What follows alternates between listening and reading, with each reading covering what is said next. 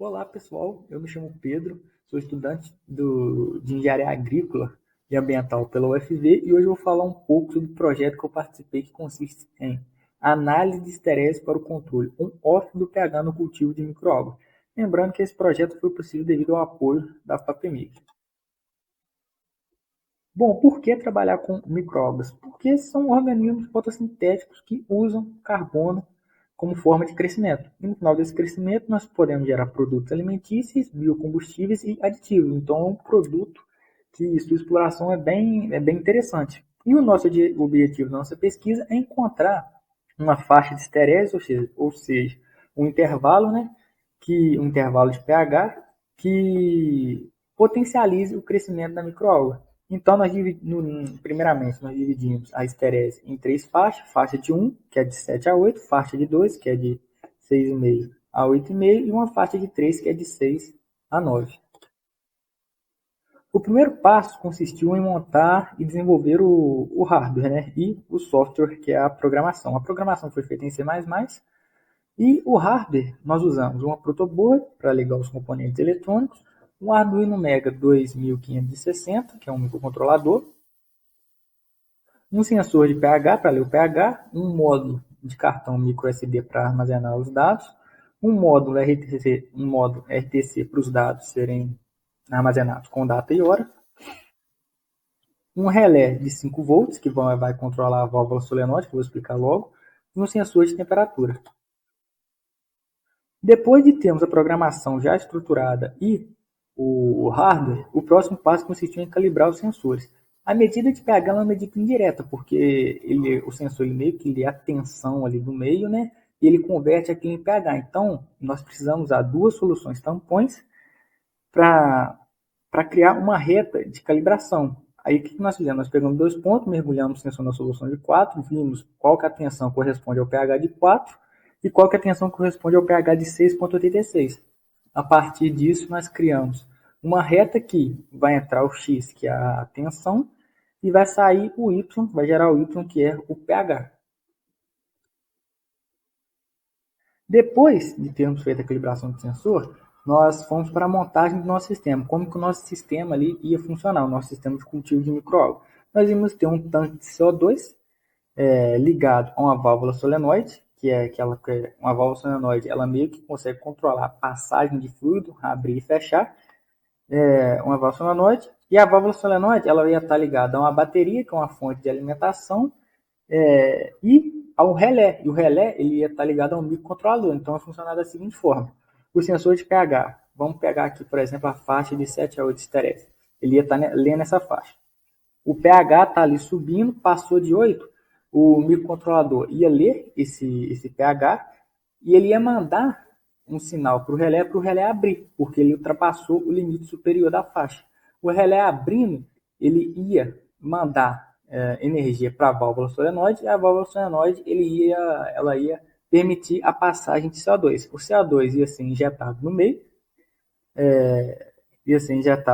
o pH ia cair, ele passando da extremidade inferior, que seria o 7, né, na faixa que eu dei de exemplo, o microcontrolador ele ia mandar um outro sinal para o relé cortar a energia que está indo para a válvula solenoide, e a válvula solenoide ela ia fechar a passagem de CO2. E isso ia acontecer periodicamente, porque com o pH abaixando, com o CO2 no meio ali, as microalgas iam comer o CO2 até novamente chegar à faixa de 8, ligar novamente a válvula solenoide, injetar CO2 e assim fazendo um ciclo, né, até se estabilizar, até o cultivo se estabilizar.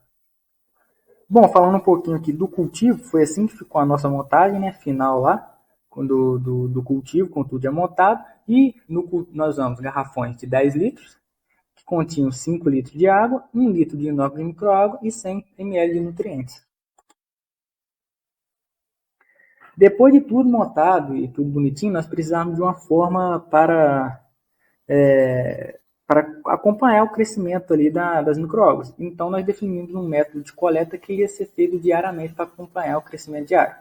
A primeira parte consistia em criar um vórtex para homogeneizar o meio, dentro do galão mesmo. Depois de homogeneizado, nós utilizamos uma seringa com uma mangueirinha e coletávamos a microalga. Depois, nós depositávamos as microalgas em Eppendorfs, no Eppendorfs.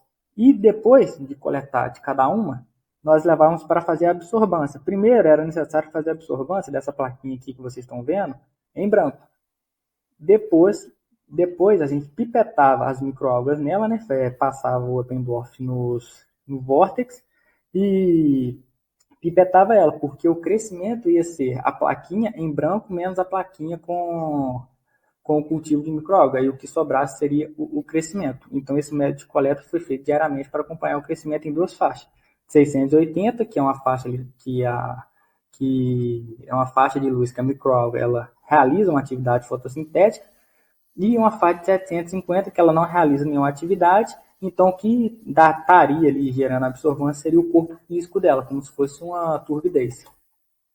E aqui nós tivemos o resultado do primeiro experimento. Essa daqui foi a faixa de 750 que eu peguei de exemplo, porque é a faixa ali que mostra, como eu falei, é a faixa que de fato mostra que a microalga cresceu, porque o que gera absorvância é a turbidez, né, o corpo físico dela, e a faixa de 7 a 8 foi a que teve o maior crescimento. Então, nós chegamos à conclusão que a esterese de 1 é a melhor. A partir dessa esterese de 1, nós pensamos assim, dentro da esterese de 1, qual faixa é a melhor? Então, nós dividimos em novas 3 faixas.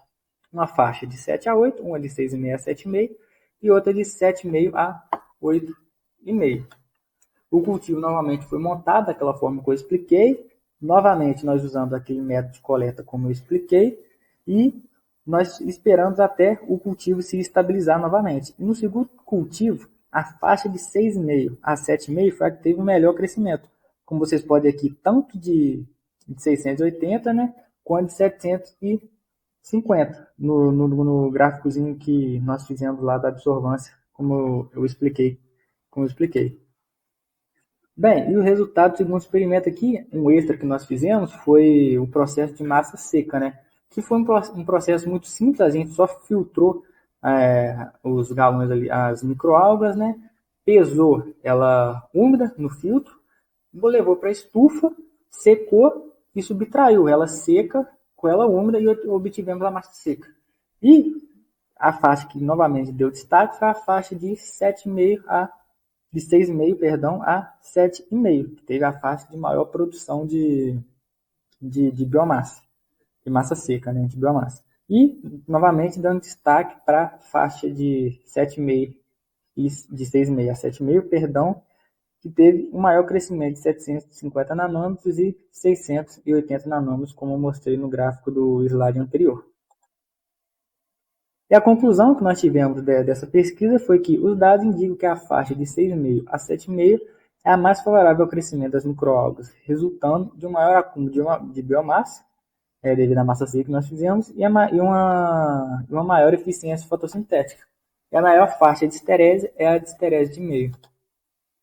Bom, esse foi o nosso projeto, deixando um agradecimento novamente à FAPEMIG, né, que patrocinou o projeto com bolsas, e agradecer ao Departamento de Engenharia Agrícola da Universidade Federal de Viçosa e ao professor João Vitor Pereira de Oliveira, que é o coordenador do NACSE, no núcleo que eu faço parte, e ao meu colega de projeto, que está no mestrado, Euler Magalhães. Um abraço a todos, espero que tenham gostado.